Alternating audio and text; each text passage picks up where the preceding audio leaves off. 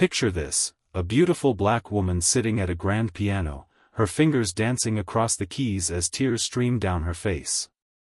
In the shadows stands a tall figure, a powerful white man with striking blue eyes and prematurely silver-streaked dark hair. His face betrays the battle he's fighting inside. He's moved by the music, by her, but he's desperately trying not to be. What happens when a contract baby becomes so much more? When two people from completely different worlds find their hearts entangled in an arrangement that was supposed to be purely business? Hello, beautiful souls. Welcome back to Dear Love Diaries, where love stories unfold in all their messy, beautiful glory.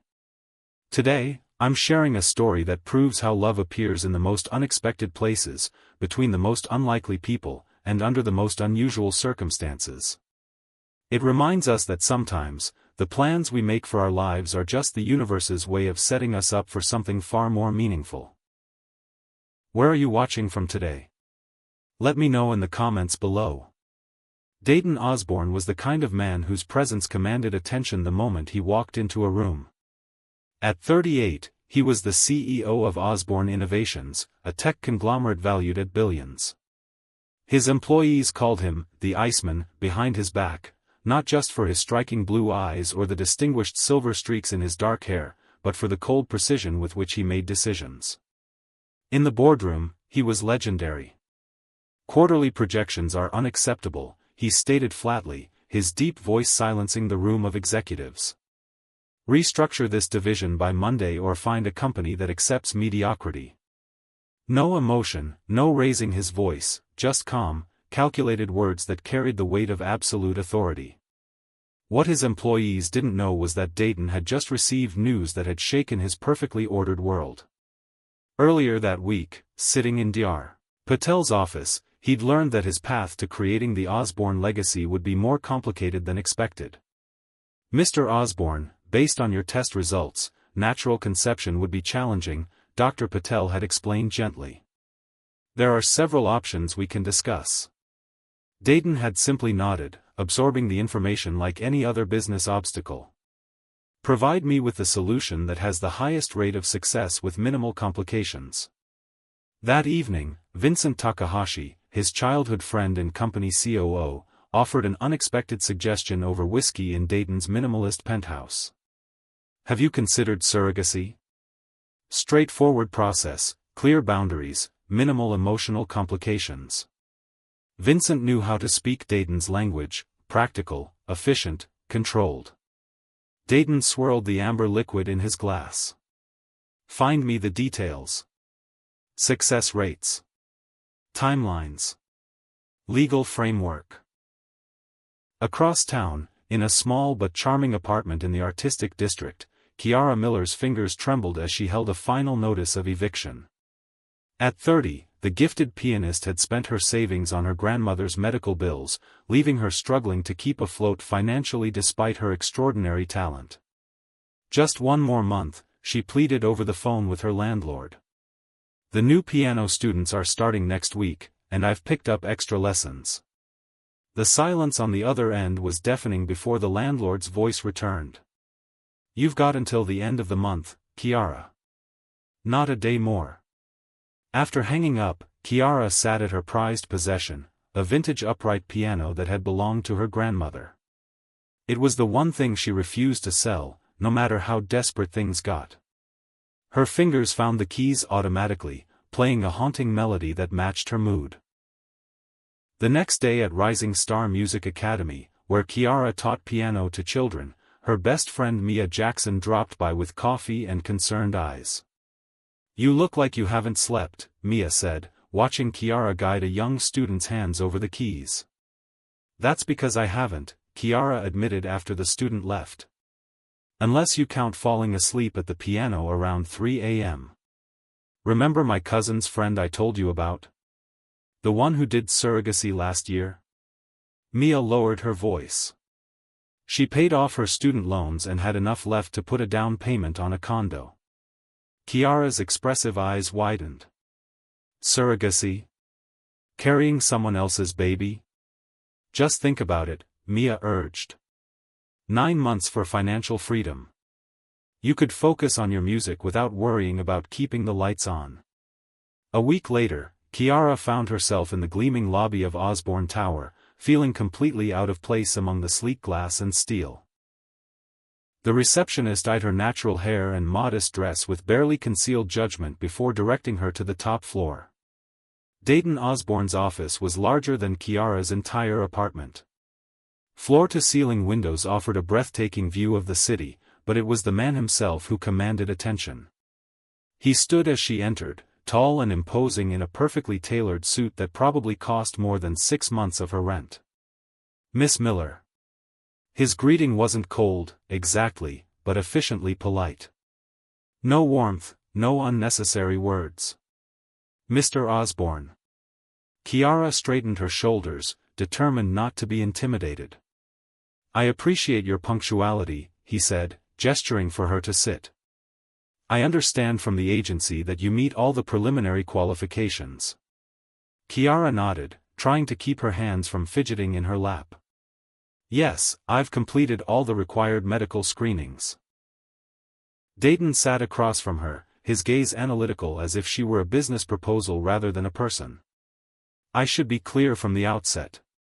This arrangement would be strictly contractual. I'm seeking a surrogate, not co-parenting." "I understand," Kiara said, her voice steadier than she felt. "I'm not looking for complications either. Just the opportunity to get back on my feet financially." Something flickered in his eyes, approval, perhaps, at her directness. "The compensation would be significant," he continued. "Enough to provide stability for several years, assuming reasonable financial management." Kiara bit back a response about his assumption that she needed financial advice. Instead, she asked, "And the medical procedures? The timeline?" For the next hour, they discussed the arrangement in clinical terms. Dayton explained the process with medical precision, while Kiara asked thoughtful questions that occasionally seemed to surprise him. Neither mentioned the elephant in the room, that she, a black artist from a modest background, would be carrying the child of one of the wealthiest white men in the city. As their meeting concluded, Dayton handed her a folder of information. "Review these documents. The agency will contact you for the next steps if you decide to proceed." Kiara took the folder, their fingers briefly touching. She noticed him withdraw his hand quickly, as if the contact was unexpected.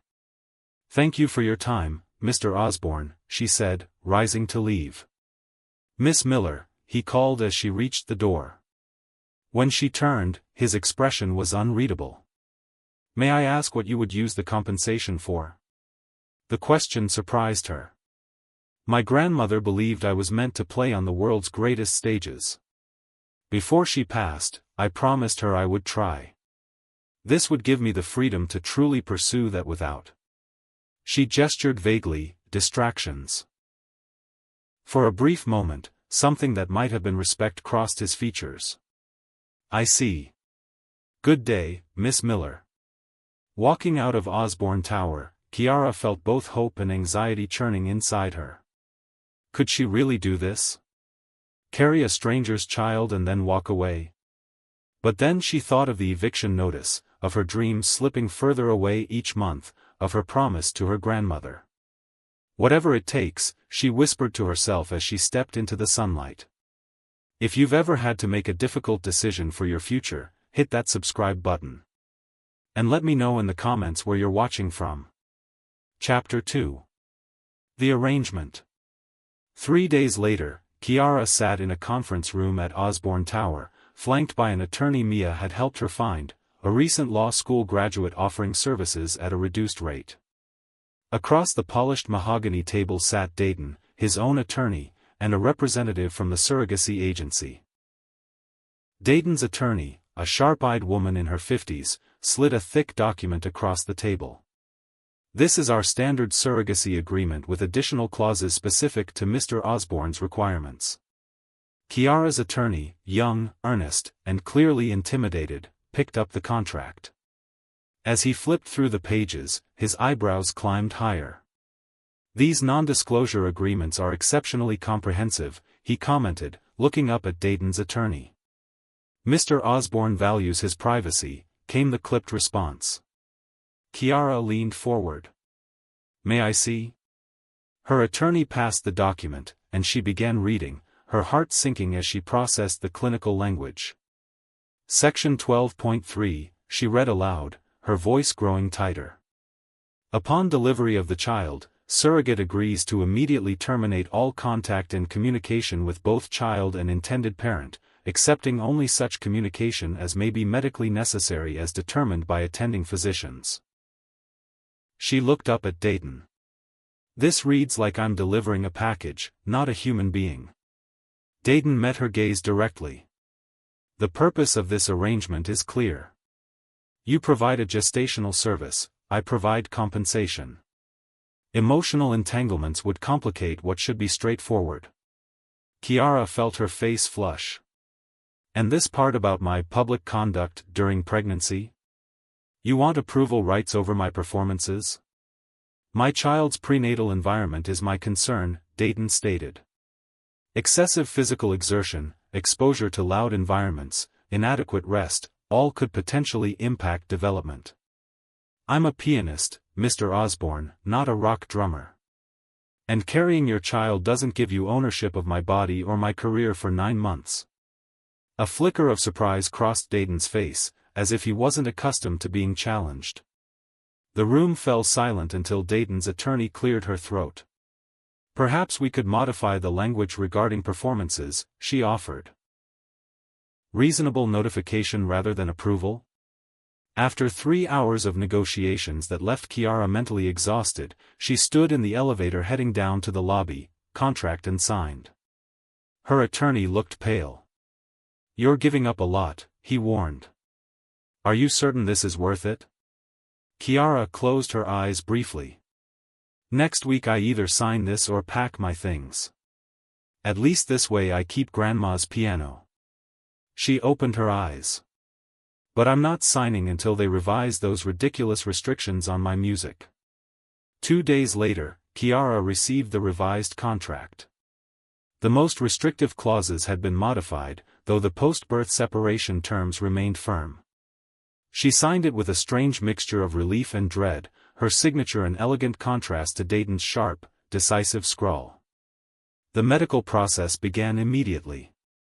Dr. Amara Patel, with her warm smile and compassionate bedside manner, became Kiara's guide through the unfamiliar terrain of fertility treatments. These hormones may affect your mood, Dr. Patel explained during their first consultation. It's completely normal to experience emotional fluctuations. Will it affect my ability to play? Kiara asked, her fingers unconsciously moving as if playing a passage. Dr. Patel smiled. Many women continue their normal activities throughout this process. Just listen to your body. Dayton attended the initial medical consultation, sitting stiffly in a chair near the door, asking precise questions about success rates and timelines, treating the creation of his child like a business acquisition. Kiara noticed how he positioned himself physically distant from her but caught his eyes frequently moving to her when he thought she wasn't looking. After weeks of preparations, the embryo transfer was scheduled. The morning of the procedure, Kiara was surprised to find a package delivered to her apartment, premium prenatal vitamins with a simple note, for optimal outcomes. H.C. Dar. Patel's office was quiet that day, Kiara having been scheduled as the last appointment. As she lay on the table in a hospital gown, staring at the ceiling and trying to calm her racing thoughts, the door opened unexpectedly. Mr. Osborne? Dr. Patel seemed surprised. I didn't realize you'd be attending the transfer. Dayton stood awkwardly in the doorway. I wanted to ensure everything proceeds correctly. Kiara raised her eyebrows. Do you supervise all your company's operations this closely? Something like discomfort crossed his face. Only the most significant ones. The procedure itself was brief. As Kiara rested afterward, she overheard Dr. Patel speaking quietly to Dayton in the hallway. Remember, Mr. Osborne, emotional support has been shown to positively impact pregnancy outcomes. Your involvement, even from a distance, matters. When Chiara called Mia that evening, her friend's concern was palpable even through the phone. "So now you're actually pregnant with Billionaire Iceman's baby?" Mia's voice was a mixture of awe and worry. "Are you really sure about this, Z?" Chiara lay on her sofa, one hand resting lightly on her stomach.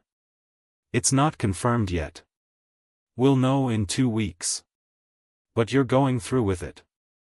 Carrying the baby of a man who can't even look at you like you're human. A man who lives in a completely different world." "This isn't about him," Chiara replied, though something twisted uncomfortably in her chest. "It's about giving myself a chance. You know how many talented musicians never make it because they can't afford to pursue their art full-time. I just want you to be careful," Mia said softly. "Men like him, they don't see people like us as equals." 2 weeks later, the pregnancy was confirmed. Chiara sat in Dr. Patel's office, a strange numbness settling over her as she heard the words that would change her life for at least the next 9 months. "Congratulations, Dr. Patel said warmly. "The embryo has implanted successfully."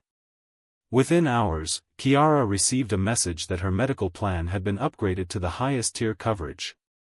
The next day, a courier delivered a new smartphone for emergency communication that was likely worth more than everything else she owned combined.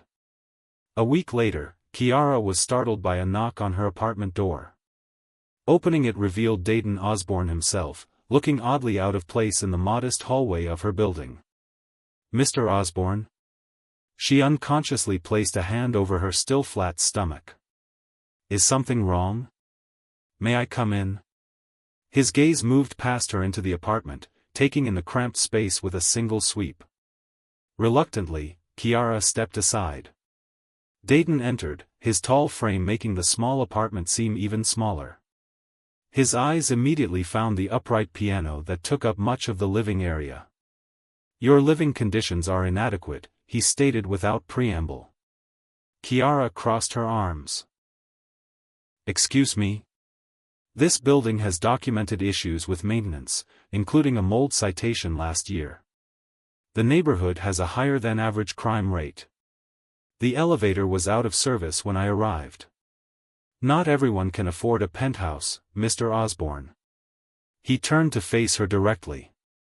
"I've arranged for you to move to a company apartment in Westside Heights. It's close to the best prenatal care facilities and has 24-hour security." Chiara stared at him. "You want me to move? That wasn't in our agreement. The agreement stipulates optimal prenatal conditions." His tone was matter-of-fact. "This environment doesn't qualify. This is my home. It's also where my child is developing." His gaze softened fractionally. "The apartment is already prepared. 3 bedrooms, modern amenities, a private terrace. You'd be more comfortable there." Chiara studied him, trying to see past the businessman exterior. "Why do you care if I'm comfortable? The contract only requires a healthy baby." Something flickered in his eyes. "Maternal stress can affect fetal development. Your comfort is a medical consideration." She almost smiled at his clinical response. "I have one condition." Dayton raised an eyebrow. "Which is?" Chiara gestured to the piano. "This comes with me. It was my grandmother's." For a moment, she thought he might refuse. Then he nodded once. "I'll arrange for professional movers who specialize in musical instruments." 3 days later, Chiara stood in an apartment that made her feel like she'd stepped into a magazine. Floor-to-ceiling windows showcased a stunning city view. The kitchen gleamed with appliances she didn't know how to use. The master bedroom suite was larger than her entire previous apartment. And in the center of the living room, looking both out of place and perfectly at home, stood her grandmother's piano. The movers had just left when her phone buzzed with a text from Dayton. "Apartment satisfactory?" She typed back, "It's lovely, thank you. But unnecessary." His response came quickly, "Necessary for my peace of mind." Kiara smiled slightly at that. For all his talk of clinical arrangements and business transactions, Dayton Osborne was already behaving like an anxious father-to-be. That evening, she sat at her piano, fingers dancing across the familiar keys, playing a piece her grandmother had taught her. For a moment, the strangeness of her situation faded away, replaced by the comfort of music that had been her constant companion through every challenge. As the final notes faded, her phone buzzed again. Another text from Dayton: "There's a shopping allowance on the card in the kitchen drawer. Dr. Patel mentioned proper maternity attire improves comfort." Kiara shook her head, torn between amusement and frustration at his attempt to control every aspect of this process. She typed back, "I can buy my own clothes, but thank you." A long pause before his response: "The offer remains available." She set the phone down and returned to the piano, playing a more complex piece this time, channeling her conflicted emotions into the music. Her thoughts drifted to the man whose child she now carried, a man who viewed relationships as transactions and emotions as inefficiencies. A man from a world so different from hers that they might as well be from different planets. Yet something about him intrigued her. Beneath the cold exterior and controlling tendencies, she occasionally glimpsed something else, a vulnerability perhaps, or a loneliness that mirrored her own. This is business, she reminded herself firmly. Nothing more. But as her hands moved across the keys, creating music that filled the empty spaces of her new temporary home, Kiara couldn't help wondering what other empty spaces existed in Dayton Osborne's perfectly controlled life, and whether anyone had ever tried to fill them with anything as beautiful as music. This story is just heating up. Hit that like button if you're invested in Kiara and Dayton's journey. Have you ever had to compromise something important to you? Share your experience in the comments. Chapter 3. Unexpected Discoveries. 2 weeks had passed since Kiara moved into the Westside Heights apartment. She was slowly adjusting to her new surroundings, though the luxury still felt foreign, like she was staying in an upscale hotel rather than a home. She had begun to establish a routine: morning tea on the terrace, piano practice for 3 hours, lunch, virtual lessons with her students, more practice, dinner, and then playing whatever melodies came to her as the city lights flickered to life outside her windows. That evening, she was lost in a particularly moving passage of Chopin when a noise startled her. Looking up, she gasped at the sight of Dayton Osborne standing in her entryway, his face unreadable. "Mr. Osborne." Her fingers stilled on the keys. "You scared me." "I knocked," he said, though he looked slightly uncomfortable, as if caught doing something improper. "The doorman let me up. I brought some prenatal documents that need your signature." Kiara stood, suddenly conscious of her casual attire, loose cotton pants and an oversized t-shirt that had belonged to her father. "You could have called first. I was in the area." His gaze shifted to the piano, then back to her. "You play exceptionally well." The unexpected compliment caught her off guard. "Thank you." An awkward silence stretched between them before Dayton gestured to a folder in his hand. "The documents?" "Of course." She motioned him toward the kitchen island. "Would you like some tea?" "I just made a pot." Dayton hesitated, then gave a short nod. "That would be acceptable. Thank you." As Kiara prepared a cup for him, she noticed his attention kept returning to the piano. "Do you play?" she asked. "No." His answer was abrupt, but then he added, almost reluctantly, "My mother did. Before she left." Kiara handed him the tea. "Left?" "When I was 8. His tone made it clear that was all he intended to share on the subject. They sat at the kitchen island as Kiara reviewed the documents, additional medical releases, insurance forms, detailed schedules for upcoming appointments. As she signed each page, she felt Dayton watching her, though his gaze would shift away whenever she looked up. "Is there something else on your mind, Mr. Osborne?"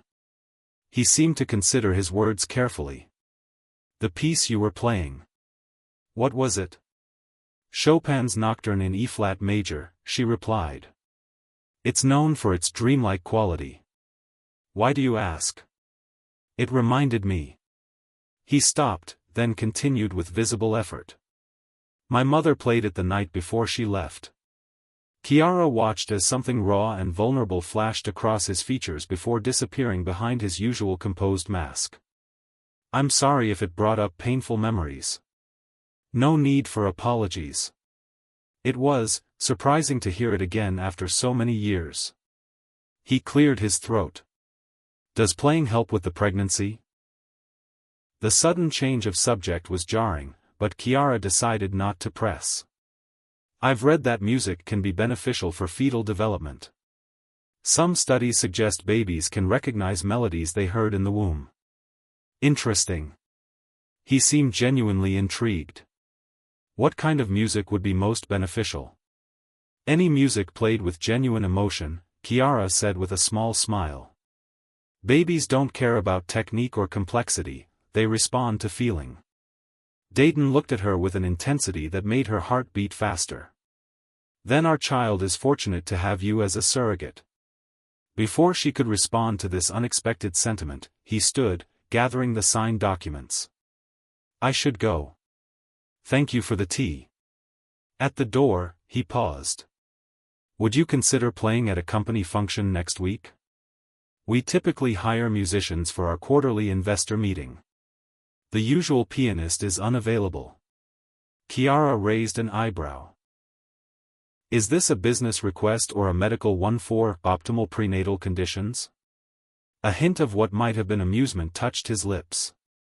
Consider it both. The fee would be substantial. I'll think about it, she replied, surprised by his request. After he left, Chiara returned to her piano, fingers hovering over the keys. Impulsively, she began playing Chopin's Nocturne again, wondering about the woman who had played it years ago, and about the little boy who had listened before being abandoned.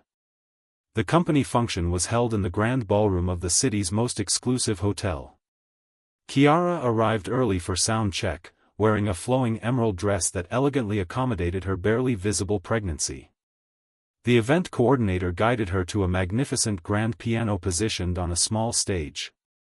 As she tested the instrument, she became aware of Dayton watching from across the room, deep in conversation with investors but his attention clearly divided. When their eyes met, he gave a slight nod before returning to his discussion. Vincent Takahashi approached as she finished her warm-up. So you're the surrogate, he said without preamble. Dayton rarely hires talent he hasn't personally vetted. Chiara stood, extending her hand. Chiara Miller. And you are? Vincent Takahashi, COO. He shook her hand, studying her with interest. Dayton usually keeps his personal arrangements entirely separate from business. Perhaps he simply needed a pianist, Chiara replied evenly. Vincent smiled knowingly. Dayton never simply does anything. Especially not with people he considers important. Before she could respond, guests began arriving, and Vincent excused himself. Throughout the evening, Chiara played a carefully curated selection of classical pieces interspersed with jazz standards, watching as the room filled with the city's financial elite. During a brief break, she slipped away to find a quiet spot, feeling overwhelmed by the rarefied atmosphere. In a secluded alcove, she overheard two women talking. That's her, Osborne's surrogate, one whispered. Can you imagine? Carrying a child for a stranger. Money talks, the other replied. And it's not like he'd ever actually date someone like her. Chiara stepped back, cheeks burning, only to bump into someone behind her. Strong hands steadied her shoulders, and she turned to find Dayton, his expression thunderous as he glared past her at the gossiping women. Are you all right? He asked, his voice low. I'm fine, she said, though her tone betrayed her. Dayton looked down at her. People often speak about what they don't understand. True, Chiara replied, meeting his gaze directly. Though sometimes they understand perfectly well and speak anyway. Something shifted in his expression, respect, perhaps, or acknowledgement. Your performance is exceptional. The board is impressed. Just the board? She asked, emboldened by the moment. A subtle change in his features, the slightest softening around his eyes. I don't hire talent I don't personally appreciate, Miss Miller. The next morning, Kiara attended her scheduled prenatal appointment. To her surprise, Dayton arrived just as she was being called back, slightly out of breath as if he'd rushed to make it. Mr. Osborne, Dr. Patel greeted him with a warm smile. I'm glad you could join us today. In the examination room, Dr. Patel prepared the ultrasound machine. This is an exciting visit, she said cheerfully. We should be able to hear the heartbeat today. Kiara lay back on the examination table, lifting her shirt to expose her slightly rounded abdomen. Dayton stood awkwardly near the door, as if unsure of his place in the room. Mr. Osborne, Dr. Patel said gently, would you like to come closer? Many parents find this moment particularly meaningful. Dayton hesitated, then moved to stand on the opposite side of the table from Dr. Patel. His eyes were fixed on the ultrasound screen. As Dr. Patel applied the gel and began the ultrasound, Kiara watched Dayton's face. The moment the rapid whooshing sound of the heartbeat filled the room, his composed expression cracked. His eyes widened, lips parting slightly in wonder. That's very fast, he said, his voice uncharacteristically uncertain. About 150 beats per minute, Dr. Patel confirmed. Completely normal and healthy. Kiara felt something warm and unexpected bloom in her chest as she watched this controlled, powerful man rendered speechless by the sound of his child's heart. When she looked up at him, his eyes met hers, a moment of pure connection passing between them, two people sharing something profound that transcended their contract, their differences, their carefully maintained boundaries. The moment broke when Dr. Patel handed Kiara tissues to wipe away the gel. Everything looks perfect, she announced. The baby is developing exactly as expected. Outside the clinic, Dayton insisted on escorting Kiara to his waiting car. I have a meeting nearby, he explained. I can have my driver take you home first. As they settled into the luxurious back seat, Kiara noticed Dayton's hands, usually so steady, had a slight tremor. It's overwhelming, isn't it? She said softly. Hearing the heartbeat. He looked at her, his mask of cool detachment momentarily absent. Yes, he admitted. More than I anticipated. Does it feel real to you now? She placed a hand on her stomach, a gesture that had become habitual. It feels. He seemed to search for the right word. Consequential. Kiara smiled at his typically measured response. That's one way to put it. They rode in comfortable silence for a few minutes before Dayton spoke again. The board was impressed by your performance yesterday. There's a charity gala next month. Would you consider playing? Another business opportunity, Mr. Osborne? Dayton, he said suddenly. Kiara blinked. Pardon? Given the circumstances, perhaps Mr. Osborne is unnecessarily formal. You may call me Dayton. She studied him, trying to read the meaning behind this small concession. All right. Dayton. And yes, I would consider playing at the gala. Over the following weeks, Kiara noticed a subtle shift in their interactions. Dayton began stopping by the apartment more frequently, always with seemingly reasonable excuses, documents requiring signatures, updates on medical coverage, questions about upcoming appointments. Each time, he would linger a little longer. He began asking about her piano lessons, showing unexpected interest in her teaching methods. Once, he brought a rare book on classical composition techniques he thought might interest her. During one such visit, as Kiara played a complex Bach piece, she caught sight of something she'd never seen before, Dayton Osborne smiling. It wasn't a broad grin but a genuine expression of pleasure that transformed his usually stern features. When she finished playing, she couldn't help commenting, "You have a nice smile. You should use it more often." The smile immediately disappeared, replaced by momentary surprise. I wasn't aware I was smiling. Music has that effect sometimes, she said. It bypasses our defenses. He considered this an interesting perspective. Is that why you teach? Partly, she admitted. I believe music connects us to parts of ourselves we might otherwise ignore. For children especially, it can be transformative. You speak from experience? Kiara nodded. My grandmother recognized my connection to music when I was just 4. She saved for years to buy that piano. She gestured to the instrument. She believed I had a gift worth nurturing, even when we barely had enough for necessities. For a moment, Dayton seemed to truly see her, not as a surrogate, not as an employee, but as a person with depth and history and purpose. She was right, he said simply. That evening after Dayton left, Mia called to check in. How's life in the golden cage? She asked. It's not like that, Kiara protested. He's different than I expected. Different how? Mia's voice sharpened with concern. More complex. There's more beneath the surface than just the cold businessman. Please tell me you're not developing feelings for this man. He's literally paying you to have his baby and then walk away. Kiara sighed, looking out at the city lights. Of course not.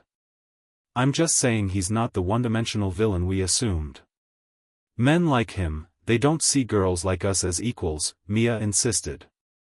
Don't forget what this arrangement is really about. He wants your womb, not your heart or your mind. I know, Kiara replied, though something inside her protested the simplification. I'm just saying there might be reasons he's the way he is. Just be careful, Mia urged. This pregnancy isn't the only thing at risk of developing. As her second trimester progressed, Kiara noticed Dayton becoming more involved. He began accompanying her to every appointment, asking detailed questions about prenatal care, downloading apps that tracked fetal development. One evening, returning to the apartment after teaching at the music academy, Kiara was surprised to find a delivery being installed, a state-of-the-art sound system. What's this? She asked the technician. Mr. Osborne ordered it, the young man explained. Said something about creating an optimal musical environment? Later that night, Dayton texted, sound system satisfactory? Kiara replied, it's incredible, but unnecessary. The baby can hear the piano just fine. Sound optimization benefits auditory development, came his response. Then, after a pause, another message, did you play today?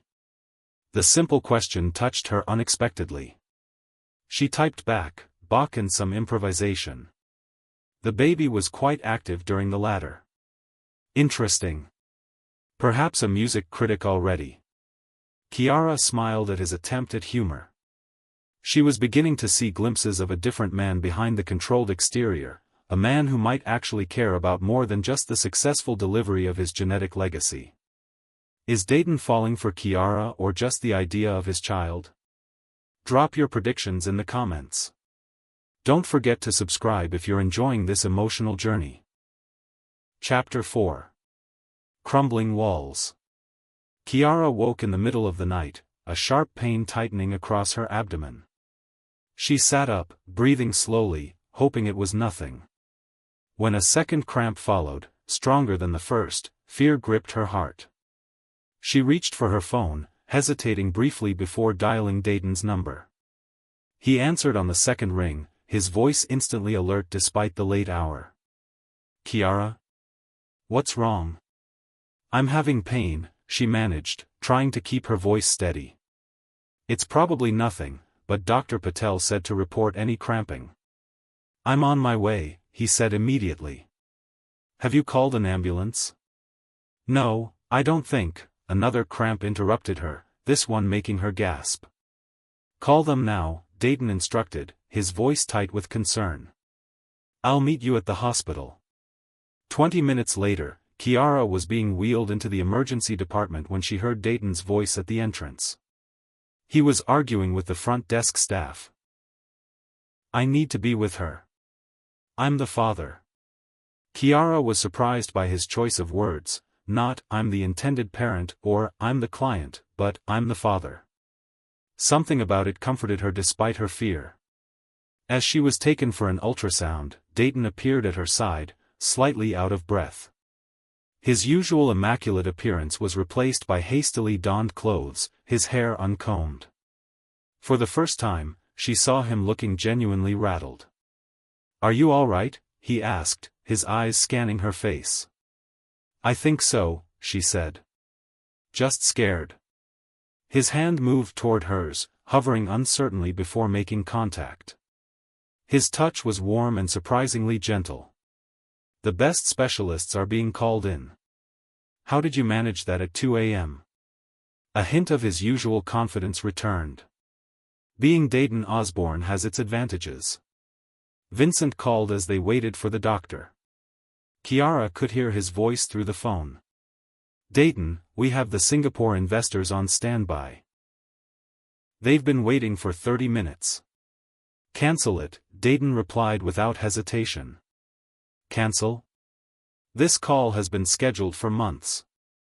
They're expecting. I'm at the hospital with Kiara. The baby may be in distress. Reschedule the call. There was a brief silence before Vincent spoke again, his tone softer. Is everything okay? I don't know yet. Dayton's voice betrayed more emotion than Kiara had ever heard from him. I'll handle everything here, Vincent assured him. Just, take care of them. Dr. Patel arrived shortly after, having been called in from home. She performed a thorough examination, including an advanced ultrasound, while Dayton stood vigil near the door, his normally impassive face tense with worry. The baby looks perfectly healthy, Dr. Patel finally announced, her warm smile relieving the tension in the room. What you experienced, Kiara, are called Braxton Hicks contractions.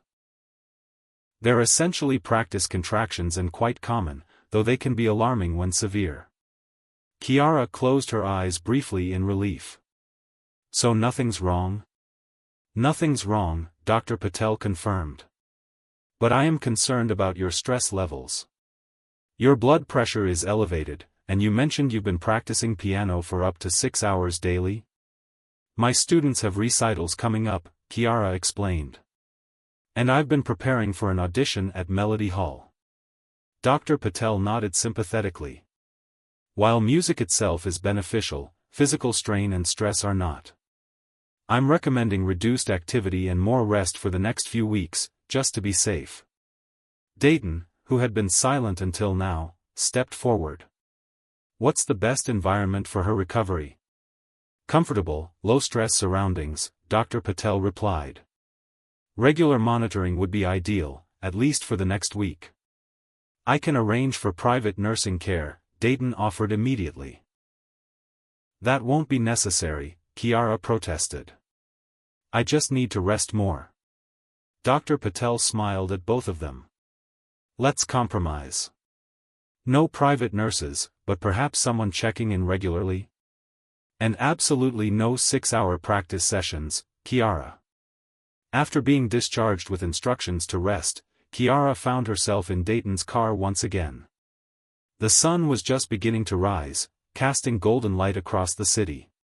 Thank you for coming so quickly, she said softly. Dayton looked at her, his usual guardedness momentarily absent. Of course. A comfortable silence fell between them until Dayton spoke again.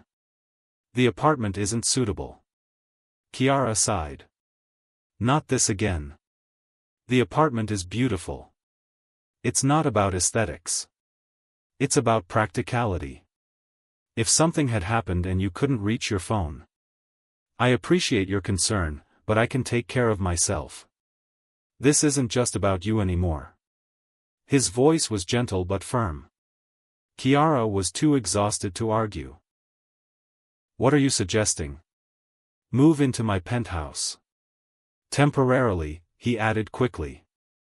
It has a dedicated elevator, 24-hour security, and I'll be there if anything happens. Live with you? Kiara couldn't hide her surprise. That's a significant change to our arrangement. A practical adjustment, he corrected. There's a separate suite with its own entrance. Your privacy would be maintained. And my piano? Already arranged. It will be moved today by specialists. Kiara studied his face, the determined set of his jaw, the genuine concern in his eyes. You planned this before even asking me? I considered the possibility that it might be necessary, he admitted. Recent events have confirmed that assessment. She should have been annoyed at his presumption, but found herself oddly touched by his thorough concern. Just until things stabilize, she conceded. Of course. Later that day, Kiara found herself standing in the two-story penthouse atop Osborne Tower. The space was impressive, soaring ceilings, floor-to-ceiling windows offering panoramic city views, sleek modern furnishings in monochromatic tones. Yet despite its grandeur, it felt strangely empty, more like a perfectly staged display than a home.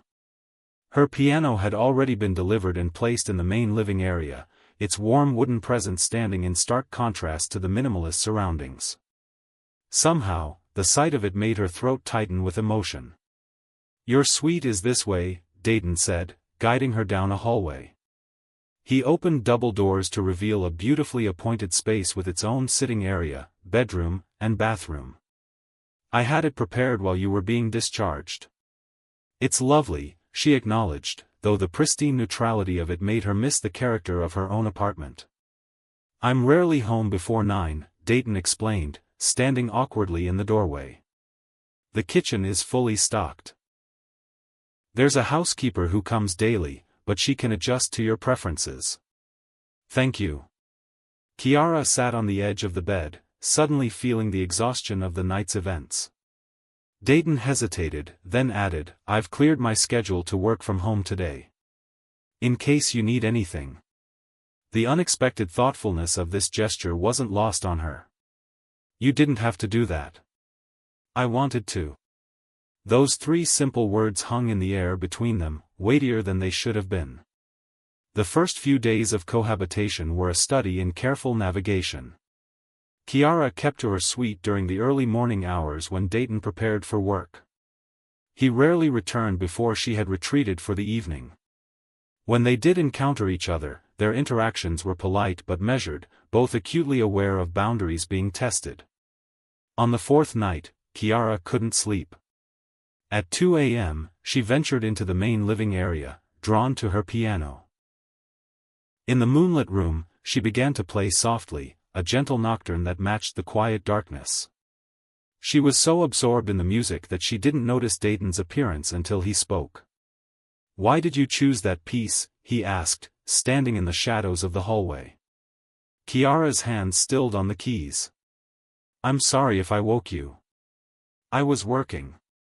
He moved into the room, dressed in casual pants and a simple t-shirt, so different from his usual corporate armor. You didn't answer my question.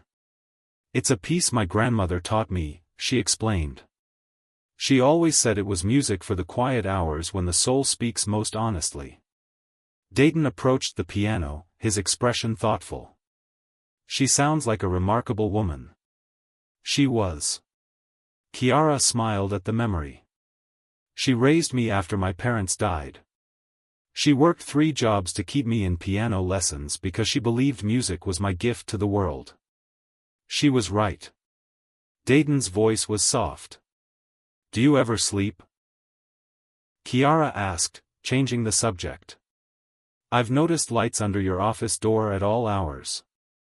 Sleep has never come easily to me. Have you tried music? It might help. A shadow crossed his face. After my mother left, I avoided music for many years.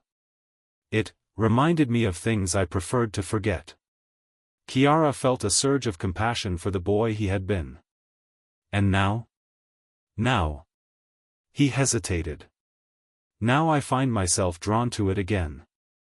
To your playing, specifically. The admission seemed to cost him something, as if he was surrendering a piece of his carefully maintained control. Would you like me to play something that might help you sleep? She offered. He nodded, a barely perceptible movement. Kiara began a gentle lullaby, watching as Dayton settled into a nearby chair, his eyes closing as the music washed over him.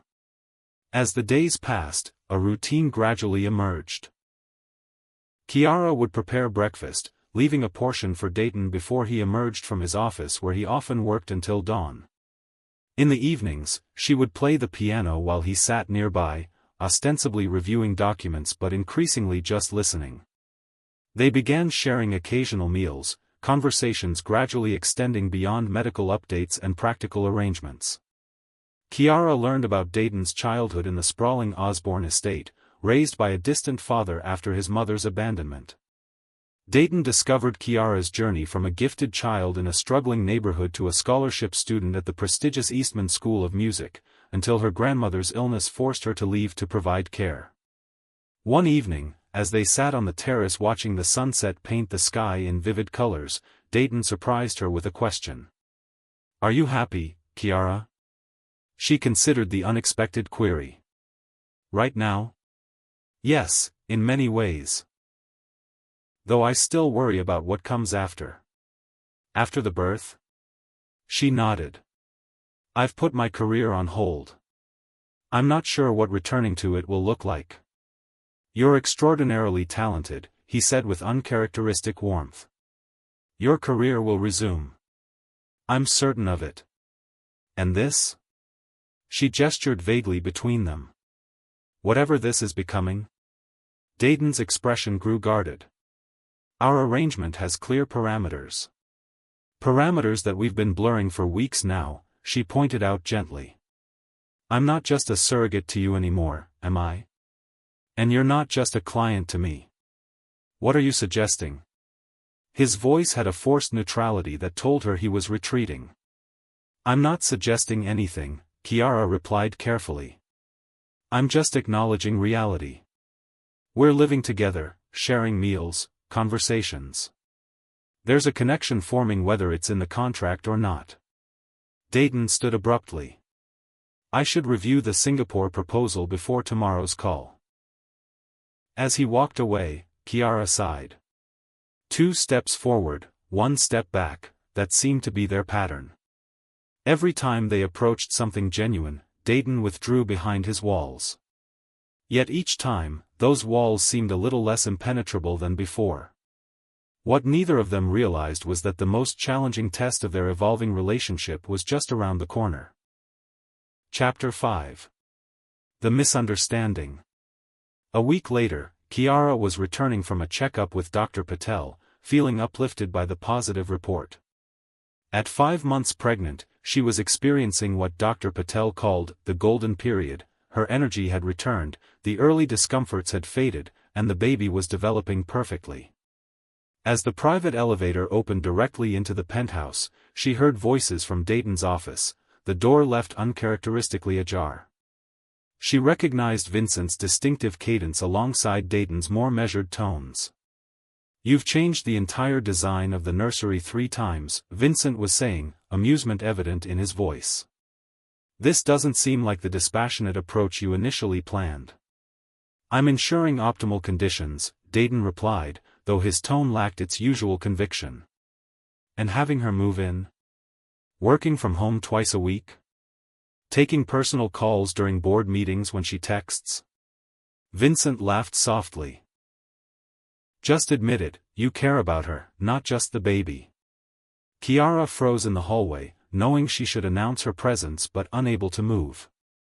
"The arrangement is temporary," Dayton's voice had cooled. "Once the baby is born, I won't need her anymore." The word struck Kiara like a physical blow, stopping her breath. She backed away silently, retreating to her suite before either man could discover her presence. Sitting on the edge of her bed, Kiara pressed her hands against her growing belly, fighting back tears. "What did you expect?" she whispered to herself. This was always the deal. Yet hearing it stated so coldly after weeks of what had felt like genuine connection cut deeper than she'd anticipated. The tender moments, the late-night conversations, the shared meals, had they meant nothing to him? Was she truly just a temporary necessity, a means to an end? When Mia arrived that evening to visit, she immediately noticed Kiara's subdued mood. What happened? She demanded, setting down the takeout bags she'd brought. And don't say nothing, because your face is telling a different story. Kiara recounted the overheard conversation, her voice steady but her eyes betraying her hurt. Mia's expression darkened. I hate to say I told you so, but you don't have to say it. Kiara moved to the window, looking out at the glittering city below. I knew what this was from the beginning. I just forgot for a while. Men like him don't change, Mia said gently. They don't see us as equals. We're useful until we're not. I need to start planning for after, Kiara said, straightening her shoulders. The baby is due in 4 months. I should be looking for a new apartment, reconnecting with potential students. You can stay with me until you find a place, Mia offered immediately. Thanks. Kiara managed a small smile that didn't reach her eyes. I just need to get through these next few months with my heart intact. Over the following days, Kiara maintained a polite distance from Dayton. When he inquired about her sudden coolness, she cited fatigue and preparation for upcoming students' recitals. If he noticed the change in their dynamic, he didn't press the issue. Instead, Kiara poured her emotions into her music. Late at night when she knew Dayton was in his office, she would slip into the main room and play, not the gentle, soothing pieces she'd been sharing with him, but complex, emotionally raw compositions that gave voice to her conflicted feelings. She began incorporating elements of her grandmother's musical traditions, haunting spirituals and blues progressions that spoke of resilience through pain. Something about connecting to that heritage strengthened her, reminding her of who she was beyond this temporary arrangement. One night, deep in musical improvisation, she realized she was being watched. Dayton stood in the shadows, his expression unreadable. Don't stop, he said quietly when she paused. That piece, what is it? Something new, she admitted. I'm working through some emotions. It's unlike anything you've played before. It's more reflective of my roots, she explained. My grandmother used to sing spirituals while she worked. This is a modern interpretation, classical foundation with elements of those traditional melodies. He moved closer, his interest evident. It's affecting. Music should be. Otherwise, what's the point? At her next appointment with Dr. Patel, the doctor noticed something interesting during the ultrasound. Look at this, she said, pointing to the monitor where the baby could be seen moving. Every time I play back the recording of your piano piece, there's a noticeable response. Heart rate increases slightly, more movement. Really? Kiara watched in fascination. Babies can recognize and respond to music they hear regularly, Dr. Patel explained. Yours seems particularly responsive to your playing. Perhaps we have another musician in the making. When Kiara shared this observation with Dayton that evening, something in his expression softened. My mother always claimed music was in our blood, he said quietly. She came from a long line of musicians before marrying into the Osborne fortune. You never mentioned that before. It's not something I think about often. He hesitated. After she left, my father eliminated music from our household entirely. Had the piano removed, cancelled my lessons. You took lessons? Kiara couldn't hide her surprise. A ghost of a smile touched his lips. For 3 years. I wasn't particularly gifted, but I enjoyed it. It's never too late to start again, she suggested. Some doors are better left closed. His tone signaled the end of that conversation, but later that night, Kiara noticed him standing by the piano, his fingers hovering over the keys without touching them, lost in some private memory. 2 weeks later, Dayton approached Kiara as she was finishing breakfast. There's a charity gala next Saturday, he said with unusual hesitation. For children's music education programs in underserved communities. Would you consider performing? Another company function? Not exactly. It's for the Osborne Foundation, my personal philanthropic organization. Kiara studied him, trying to read his intentions. Why me? Because you're extraordinarily talented, he replied simply. And because this cause might resonate with you, given your background. She couldn't deny her interest. Programs like the ones being funded had given her access to music education despite her family's limited means. What would the compensation be? Something flickered in his eyes, hurt, perhaps? Whatever is standard for a performer of your caliber. Vincent can arrange the details. Kiara nodded slowly. All right. I'll do it. Thank you. He paused, then added, this will likely be your final performance before the birth. Dr. Patel mentioned limiting public appearances in the third trimester. Final performance. The words reinforced what she had overheard. Once the baby was born, he wouldn't need her anymore, not as a surrogate, not as a pianist, not as whatever undefined role she'd begun to play in his life. I understand, she said coolly. I'll make it memorable. The night of the gala arrived with perfect autumn weather.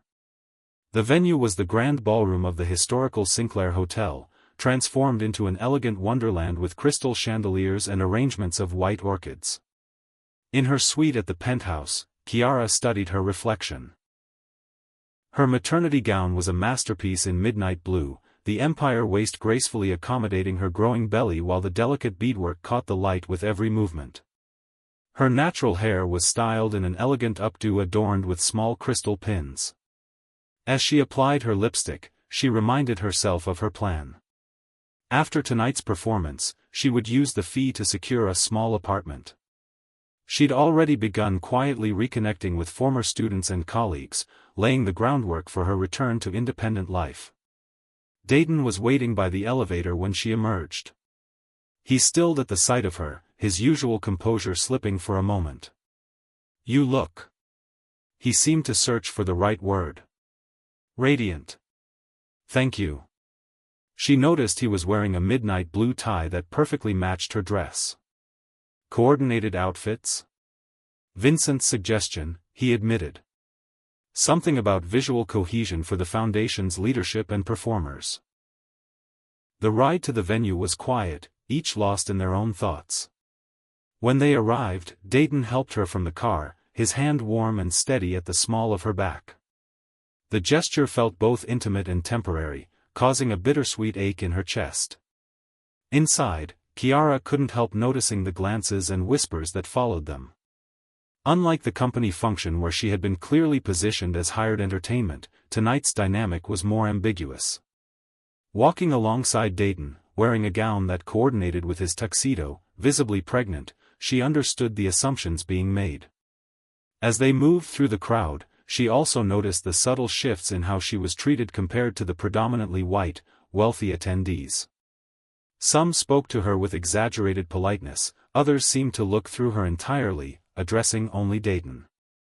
To her surprise, Dayton seemed to notice these interactions too. More than once, she caught a flicker of displeasure crossing his face when someone directed a question about her to him instead of to her directly. At one point, an older woman patted Kiara's stomach without permission while commenting to Dayton, "How exotic your little one will be." Before Kiara could respond, Dayton stepped slightly in front of her, his voice cool but firm. "Mrs. Whitmore, I don't believe Miss Miller gave you permission to touch her. And I'm certain she has a name you could use when speaking about her." The woman flushed, muttering apologies before retreating. When Kiara glanced at Dayton in surprise, he seemed equally startled by his own reaction. "Thank you," she said quietly. "No thanks necessary," he replied. That was inappropriate. As the evening progressed, Kiara was introduced to the director of Melody Hall, who expressed interest in her unique musical style after hearing about her from another attendee who had been at the company function. "We're always looking for fresh interpretations of classical pieces," the director, a distinguished woman in her 60s, explained. Particularly artists who can bridge traditional classical training with diverse cultural influences. That's precisely my approach, Chiara replied, trying to contain her excitement. Melody Hall had been her dream venue since childhood. We should talk after your performance tonight, the director suggested. We may have an opening in our spring showcase series. As Chiara prepared to perform, she noticed Dayton standing near the side of the stage, watching her with an intensity that made her heart beat faster. She reminded herself firmly that whatever connection they had formed was temporary, his own words confirmed it. When she took her place at the grand piano, the ballroom fell silent. She had chosen to perform the piece she had been composing over the past weeks, a powerful composition that wove classical structure with elements of spirituals and blues that honored her heritage and her grandmother's influence. As her fingers moved across the keys, she poured every emotion of the past months into the music, the initial anxiety, the growing connection, the joy of creating new life, and the pain of knowing it would end. The piece built from a gentle beginning to a passionate climax before resolving into a bittersweet conclusion that left the room in breathless silence before erupting into thunderous applause. Rising from the bench, Chiara caught Dayton's gaze across the room. His usual mask of control had slipped completely, leaving raw emotion exposed on his face as he watched her receive a standing ovation. For that moment, looking into his unguarded eyes, Chiara allowed herself to wonder if perhaps she had misunderstood, if the words she had overheard had meant something different than she assumed. But then she remembered Mia's warning and her own resolve, straightening her shoulders as she acknowledged the applause with a graceful bow. We've all misunderstood someone's intentions before. Share a time when you jumped to conclusions in a relationship. Did you work it out or walk away? Let me know in the comments. Chapter 6. Revelation and Crisis. As the applause finally subsided, Chiara felt a wave of dizziness wash over her. She gripped the edge of the piano, taking a deep breath to steady herself. The Melody Hall director approached, extending her hand with genuine enthusiasm. Magnificent, truly magnificent, she exclaimed. Your fusion of classical technique with those haunting spiritual elements created something entirely fresh yet deeply rooted in tradition. Thank you, Chiara managed, fighting another wave of lightheadedness. That means so much coming from you. We must discuss a spring performance slot. Your unique perspective is exactly what. The director stopped mid-sentence, concern crossing her face. Miss Miller, are you all right? Chiara tried to nod, but the room had begun to spin alarmingly. I just need a moment, she whispered, her hand instinctively moving to her belly where an unusual tightness was building. Across the room, Dayton was deep in conversation with a major donor when Vincent appeared at his side, interrupting urgently. Dayton, something's wrong with Chiara. Dayton turned sharply, his gaze finding her immediately. Even from a distance, he could see the color draining from her face, the way she gripped the piano for support. Without a word to the startled donor, he moved through the crowd with single-minded purpose, reaching Chiara just as her knees began to buckle. I've got you, he said, his arm encircling her waist. To the concerned onlookers, he spoke with quiet authority. Please give us some space. Something's not right, Chiara whispered, her voice tight with pain. It feels different from last time. Fear flickered in Dayton's eyes, naked and unfiltered. Not the measured concern of a businessman for a valuable asset, but the raw terror of a man facing the possibility of losing something precious. Call an ambulance, he ordered Vincent, who had followed close behind. And get Dr. Patel on the phone. Now. Vincent nodded, already dialing. Dayton guided Chiara to a nearby chair, kneeling before her despite his immaculate tuxedo. Tell me what you're feeling, he said, his voice gentle but urgent. Pressure, tightness. She gasped as a sharp pain lanced through her abdomen. It's too early, Dayton. It's too early for the baby. He took her hand, his thumb stroking her knuckles in a soothing rhythm. Breathe with me, he instructed, demonstrating slow, deep breaths. Help is coming.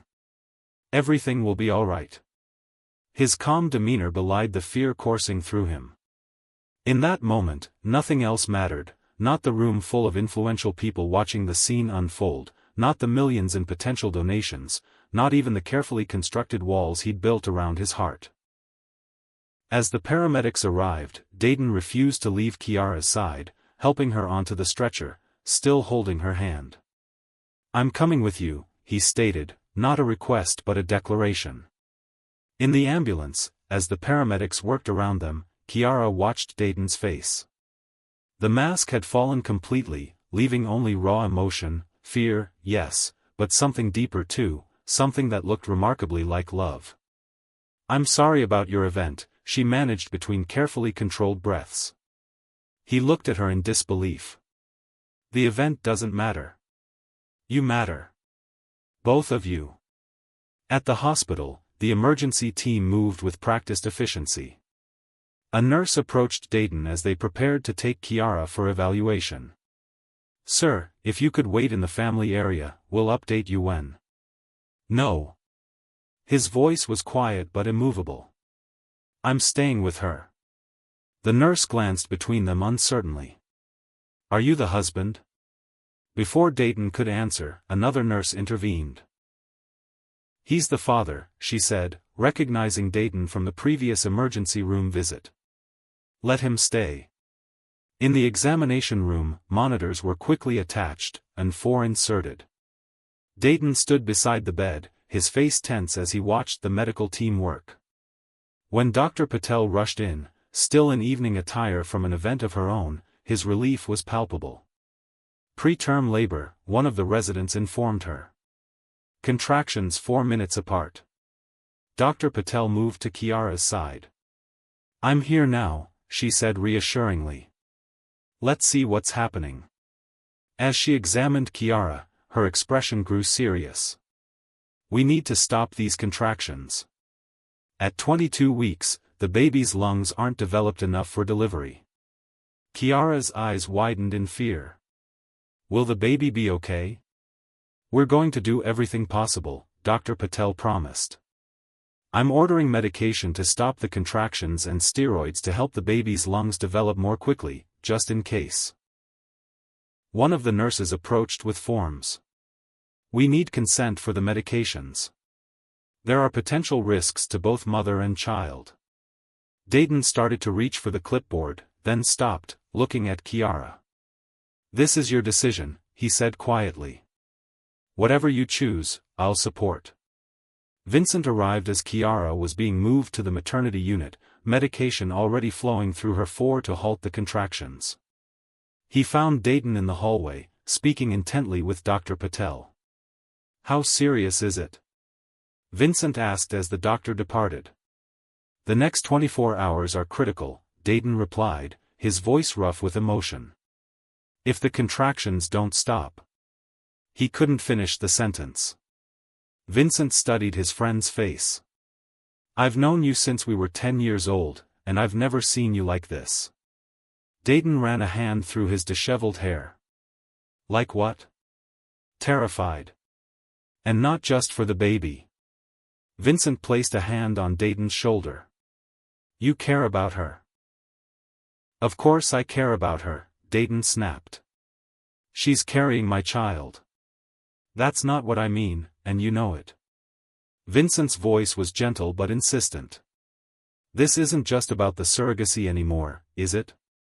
Dayton turned away, staring through the small window into Kiara's room where she lay with monitors strapped to her abdomen, her eyes closed in exhausted sleep. "I can't lose them," he whispered, so quietly Vincent almost missed it. "Either of them." In that moment, Vincent saw something he never thought he'd witness, his controlled, analytical friend completely undone by love and fear. "Then maybe it's time you told her that," Vincent suggested. Inside the room, nurses came and went throughout the night, checking monitors, adjusting medication. Dayton remained in a chair by the bed, refusing to leave even when visiting hours ended. When a nurse tried to enforce the rules, Dr. Patel intervened. "Mr. Osborne stays," she said with quiet authority. His presence is stabilizing for the patient. In the early hours of the morning, Kiara awoke to find Dayton slumped in the chair beside her, his hand still holding hers. His normally perfect appearance was disheveled, suit jacket discarded, tie loosened, dark stubble shadowing his jaw.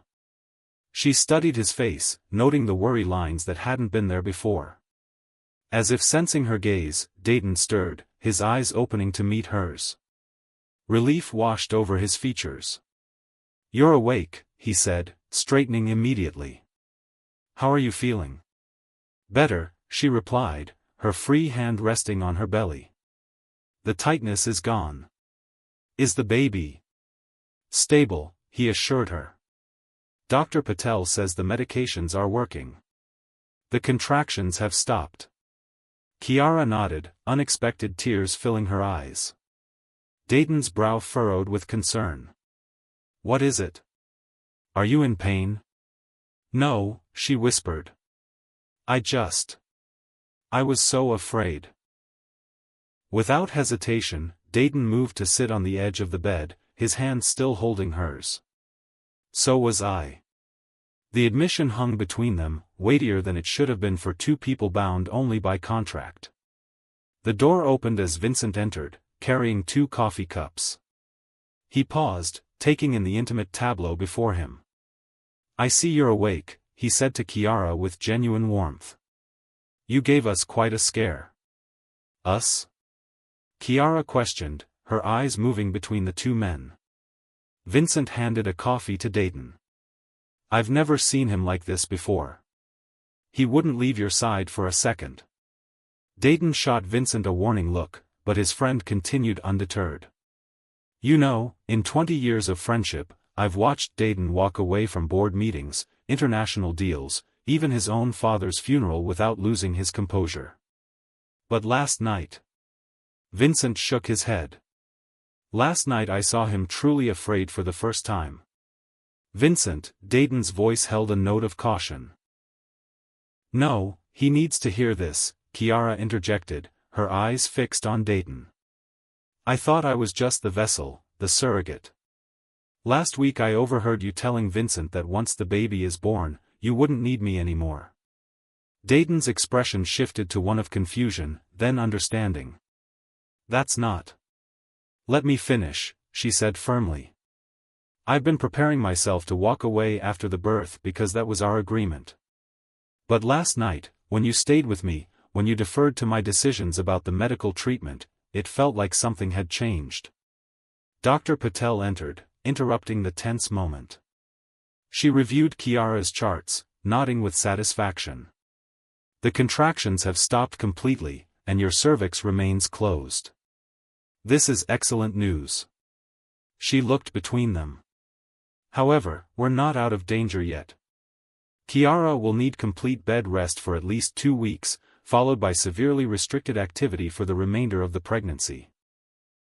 Dayton nodded, already calculating logistics. "I'll arrange for in-home nursing care, any equipment needed." "And where will this care take place?" Dr. Patel asked pointedly. "Kiara's apartment with its 3 flights of stairs? Or your penthouse with its minimalist furniture and 70-hour work weeks?" The question hung in the air as Vincent's phone rang. He stepped out to take the call, leaving the 3 of them in contemplative silence. Dr. Patel continued gently, "You two need to have an honest conversation about arrangements going forward. This pregnancy has become high risk. You'll need to work together more closely than ever before." She gave them a knowing look. "And perhaps acknowledge what's already developing between you." As she departed, Kiara studied Dayton's troubled expression. "What did you mean when you told Vincent you wouldn't need me anymore after the birth?" Dayton sighed, running a hand through his hair. "I was talking about the pianist I'd hired for company events, not you. I told Vincent that after our corporate gala season ends next month, we wouldn't need outside musicians anymore because we're bringing the entertainment in-house." Kiara's eyes widened. "So you weren't planning to cut you out of our child's life?" "Of course not." His voice dropped lower. If anything, I've been struggling with wanting you to be more involved than our contract stipulates. Vincent reappeared at the door. Dayton, I hate to interrupt, but there's a situation at the Singapore office that needs immediate attention. Dayton hesitated, torn between duty and desire. Go, Kiara said softly. I'm stable now. Handle your business. I'll be back as soon as possible, he promised, standing reluctantly. At the door, he paused, turning back. Kiara, we're not done with this conversation. After he left, Vincent lingered, studying Kiara thoughtfully. He's changing because of you, he said simply. In all the years I've known him, I've never seen him prioritize anyone over business. Until you. I don't know what you mean, Kiara deflected. Vincent smiled gently. I think you do. The question is, what are you going to do about it? Chapter 7. New Beginnings. 3 months later, Kiara lay in a private birthing suite at the city's most exclusive hospital, the contractions coming faster now. True to his word, Dayton had rearranged his entire life to accommodate her high-risk pregnancy. He'd converted part of the Osborne estate, a place he'd avoided for years due to painful childhood memories, into a peaceful sanctuary where Kiara could rest while maintaining limited piano practice. Now, as labor progressed, Dayton maintained his position beside her bed, one hand gripping hers, the other gently wiping the perspiration from her brow. You're doing beautifully, Dr. Patel encouraged from the foot of the bed. Just a few more pushes. Kiara bore down with a determined groan, squeezing Dayton's hand with surprising strength. Talk to me, she gasped between contractions. Distract me. Do you remember, Dayton began, his voice steadier than he felt, the first time I heard you play? You were performing that Chopin nocturne, and I stood in the doorway like an idiot because I couldn't make myself interrupt something so beautiful. Kiara managed a smile despite her pain. You said you were just dropping off vitamins. I lied, he admitted. I'd already had the vitamins delivered that morning. I just wanted to see you. Another contraction took hold, and Kiara's face contorted with effort. That's it. Dr. Patel exclaimed. The head is crowning. One more big push, Kiara. With a final, primal cry, Kiara delivered their daughter into the world. The baby's first wail filled the room, strong, insistent, full of life. She's perfect, Dr. Patel announced, placing the squirming infant on Kiara's chest. Congratulations to you both. Dayton stared in wonder at the tiny being they'd created, skin a beautiful blend of his fairness and Kiara's warm brown tones, a dusting of dark hair on her head, eyes squeezed shut against the brightness of the world. Hello, Leia, Kiara whispered, tears streaming down her face as she cradled their daughter. When Dayton didn't speak, Kiara glanced up to find him watching them with an expression of such naked emotion that it caught her breath. Tears tracked unashamedly down his face. Would you like to hold her? She asked softly. With hands that had confidently directed billion-dollar deals but now trembled slightly, Dayton gathered his daughter into his arms. Something profound shifted in his expression, the final wall crumbling as he gazed at Leia's tiny features. She has your nose, he whispered, touching the baby's face with reverent gentleness. And hopefully your musical talent rather than my tone deafness.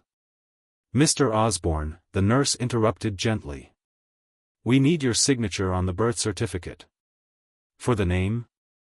Leia Miller Osborne, Dayton stated without hesitation, his eyes meeting Kiara's in silent question. Kiara nodded, emotion catching in her throat. They hadn't discussed the baby's surname, the contract had specified only Osborne. Later, as Kiara rested with Leia sleeping in the bassinet beside her bed, Mia arrived with a stunning arrangement of white roses. Look at you, Mama, she said softly, embracing her friend. How do you feel? Exhausted. Overwhelmed.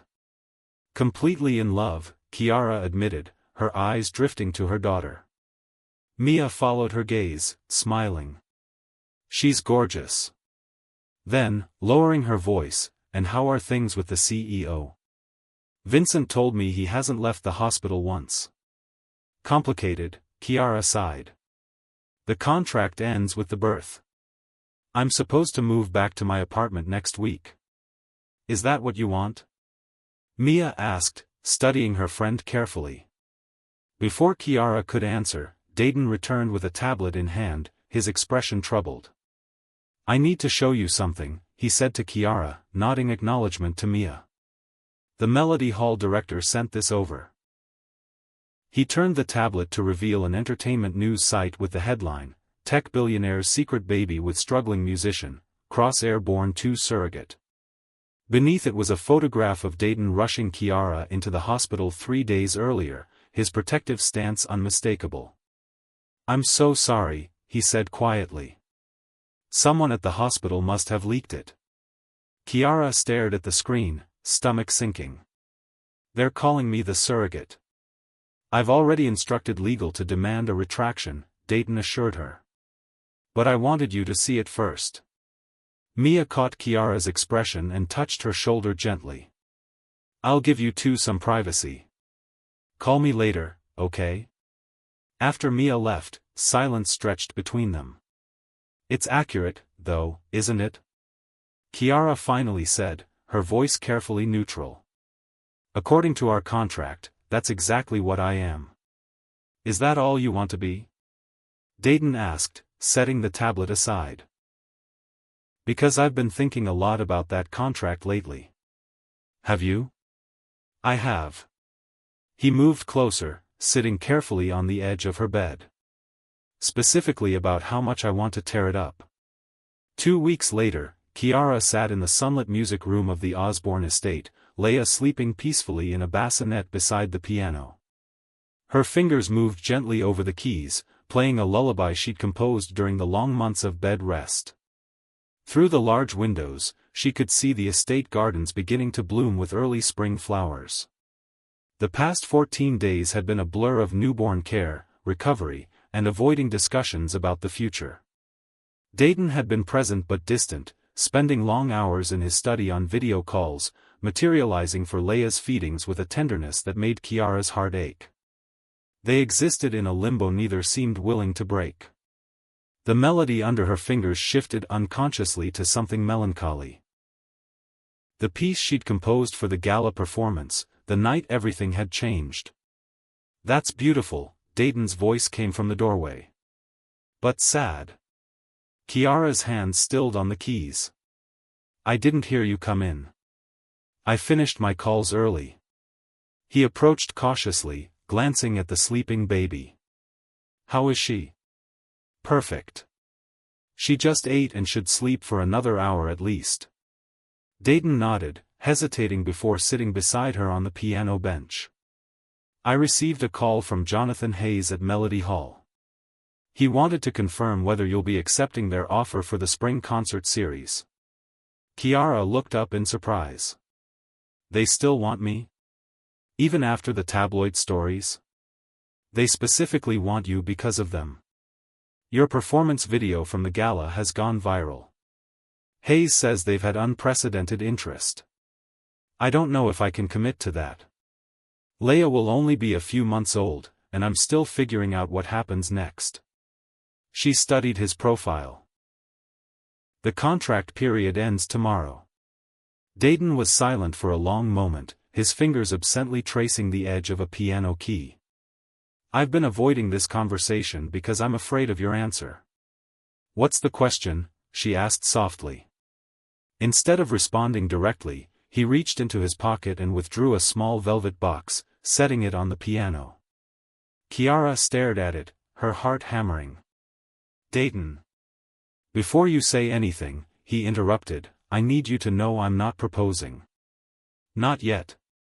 "That would be presumptuous given everything." He opened the box, revealing not a ring but a delicate gold key. "This is the key to the estate," he explained. "I want you and Leia to stay, not because of a contract, but because I want you in my life.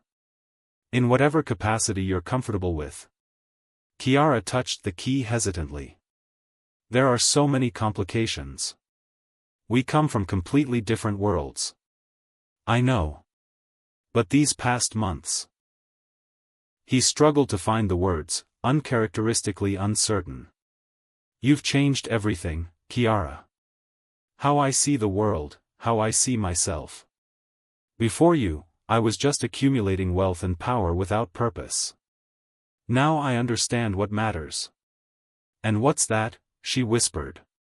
Connection. Family. Creating something beautiful together. His eyes held hers steadily. I'm not asking for an answer today. I'm asking for a chance to see what we might build, not as a business arrangement, but as two people who respect and care for each other. Leia stirred in her bassinet, making tiny noises that signaled she would soon wake. Both parents looked toward her instinctively. Think about it, Dayton said, standing. Take all the time you need. Whatever you decide, Leia will always connect us. That won't change. As he moved to leave, Kiara called after him. The concert. If I accept it, I'll need childcare arrangements. Dayton turned back, hope flickering in his eyes. Does that mean you're considering staying?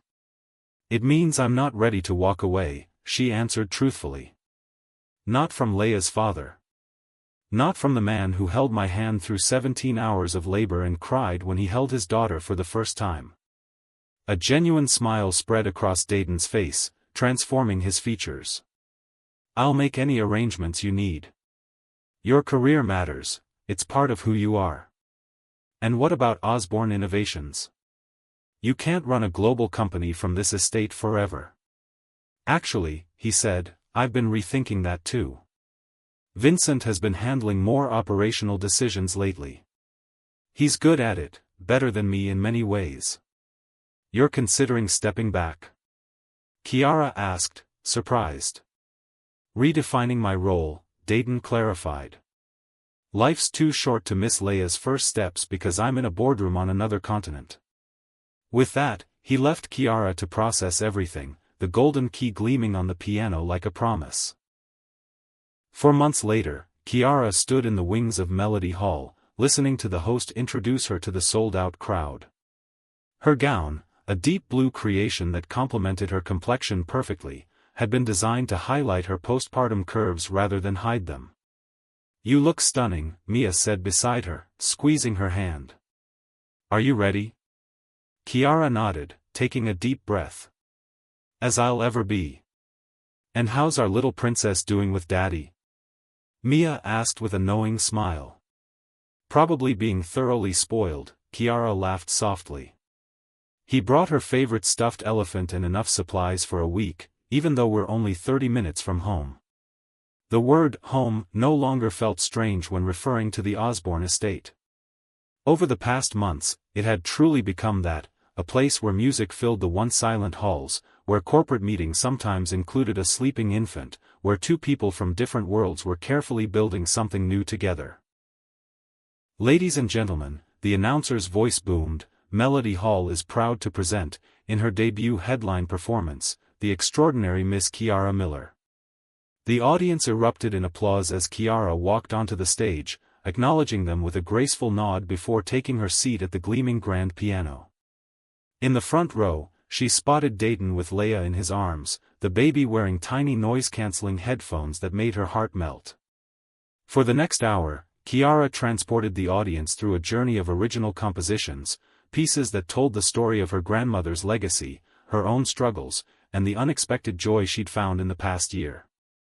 The final piece was new, something she'd completed just days ago, a complex, moving composition that wove together classical structures with elements of her cultural heritage and ended with a hopeful, resolute theme. As the last note faded, there was a moment of breathless silence before the audience rose to their feet in thunderous ovation. Kiara stood, deeply moved, taking her bow as flowers were brought to the stage. The applause continued as she prepared to leave, but suddenly there was movement in the front row. Dayton had passed Leia to Vincent and was making his way toward the stage steps. The audience, sensing something unplanned, grew quiet with anticipation. Kiara watched, bewildered, as Dayton climbed onto the stage, microphone in hand. He looked impossibly handsome in his tailored suit, but it was the emotion in his eyes that caught her breath. "I apologize for the interruption," he addressed the audience, "but after that extraordinary performance, I couldn't let Miss Miller leave the stage without saying something." He turned to face Kiara directly. "1 year ago, we entered into an arrangement that was supposed to be simple and straightforward. A contract with clear terms and boundaries." He smiled ruefully. "What I didn't account for was meeting someone who would challenge every belief I held about what family means, what success looks like, and what I wanted from life." Murmurs rippled through the audience as recognition dawned, the tech billionaire and the pianist from the tabloid stories. "Tonight, you all witnessed the incredible talent I've had the privilege of experiencing privately for months. But what you don't know is how Kiara's music healed a house that hadn't heard laughter in decades. How she taught me that legacy isn't measured in stock prices or buildings with my name on them, but in the love we create and the barriers we break down together." Dayton moved closer to her, his voice softening. "Our daughter has your strength, your passion, and hopefully your talent rather than my tone deafness." Laughter rippled through the crowd as Dayton reached into his pocket, withdrawing a small velvet box. Different from the one that had held the key. "6 months ago, I gave you a key and asked for time. Tonight, I'm asking for forever." He opened the box to reveal a ring, not an ostentatious diamond but an elegant emerald surrounded by smaller stones that caught the stage lights. "Kiara Miller, you crossed every boundary I set, challenged every assumption I made, and created music in places I didn't know could sing. Will you marry me?" The audience collectively held their breath. Kiara stood frozen, overwhelmed by the public declaration from a man who once insisted on privacy above all else. "Are you sure?" she whispered, only for him.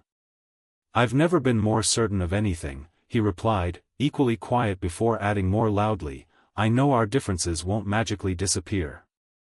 I know we'll face challenges from people who don't understand. But I also know that what we've built is worth fighting for." Tears shimmered in Kiara's eyes as she nodded.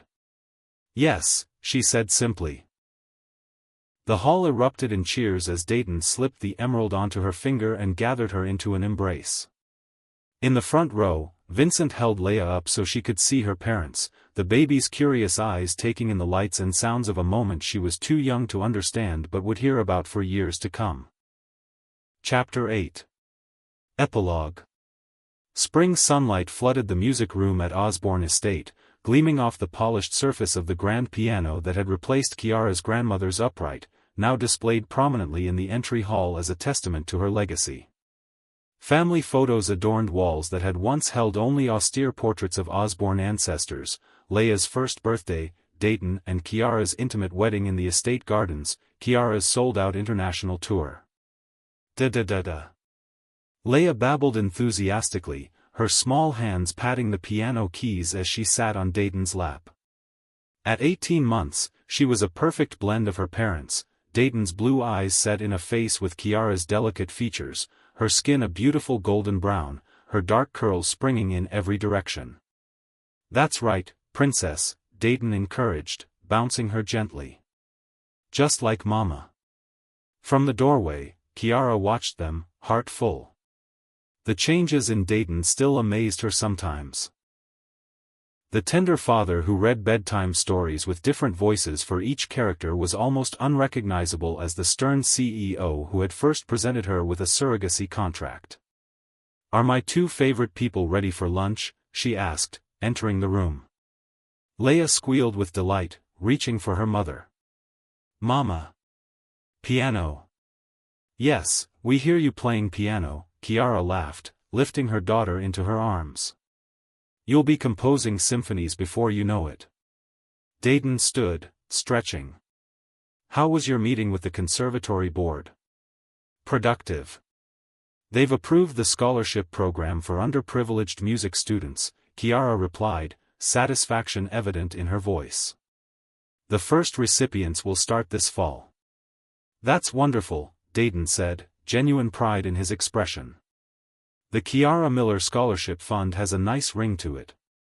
The Kiara Miller Osborne Fund, she corrected with a smile. Since your foundation is providing half the funding. They moved together toward the dining room where the staff had prepared lunch. The estate had transformed over the past year, still elegant but warmer, more lived in, with evidence of a child's presence throughout. Photographs of both families adorned the walls, Kiara's grandmother's image given pride of place alongside portraits of the current family. As they settled at the table, Dayton's phone buzzed. He glanced at it, then set it aside without answering. "Vincent can handle it," he said, noting Kiara's surprised look. "Today is family day." "Who are you and what have you done with Dayton Osborne?" she teased. "He met a pianist who showed him what truly matters," Dayton replied, his tone light but his eyes serious. "Best contract I ever signed." "Even with all the amendments?" she asked, serving Leia small pieces of fruit. "Especially with the amendments." He reached across the table to take her hand, the emerald ring catching the light. "Though I think we've moved well beyond contract terms at this point." Over lunch, they discussed Kiara's upcoming recording project, a new children's music education app Dayton's company was developing with her input, and plans for Leia's playroom renovation. The easy conversation flowed between them, punctuated by Leia's enthusiastic babbling. Later, as afternoon shadows lengthened across the lawn, Dayton sat at his desk reviewing foundation proposals while Kiara practiced in the music room, Leia napping peacefully upstairs under the watchful eye of her nanny. A familiar melody drifted through the house, the piece Kiara had played the first time he heard her, the Chopin nocturne that had started everything. Setting aside his work, Dayton followed the music, drawn as he had been that first day. He paused in the doorway, watching her play, eyes closed, body swaying slightly with the music, completely absorbed in the moment. Leia's baby monitor rested on top of the piano, a symbol of how seamlessly she'd integrated motherhood with her artistry. Sensing his presence, Kiara opened her eyes, smiling as she continued to play. "Join me?" Dayton crossed the room, settling beside her on the bench. Unlike their early days of awkward proximity, they now fit together comfortably, her shoulder against his as her hands danced across the keys. "I was thinking," he said as the piece concluded, "about how different our lives would be if Dr. Patel hadn't suggested surrogacy that day." "Parallel universes where we never met," Kiara mused, leaning her head against his shoulder. "I can't imagine it anymore." "Neither can I." He pressed a kiss to the top of her head. "Though I'm fairly certain I would have found you eventually. Some arrangements are simply meant to be." As if on cue, Leia's voice came through the monitor, awake from her nap and eager to rejoin her parents. Kiara laughed, standing to retrieve their daughter. "I'll get her," Dayton offered. "You keep playing. I want to hear the new piece you're working on for the benefit concert." Kiara nodded, turning back to the piano as Dayton left to collect Leia. Her fingers found the keys again, beginning the opening notes of her newest composition, a piece that spoke of unexpected journeys, of barriers crossed and new paths forged together. Through the monitor, she heard Dayton's voice as he entered the nursery. "There's my beautiful girl," he cooed. "Did you have a good nap? Mama's playing our song downstairs." Kiara smiled, continuing to play as she listened to her husband and daughter's approaching footsteps, the most beautiful accompaniment to her music she could imagine.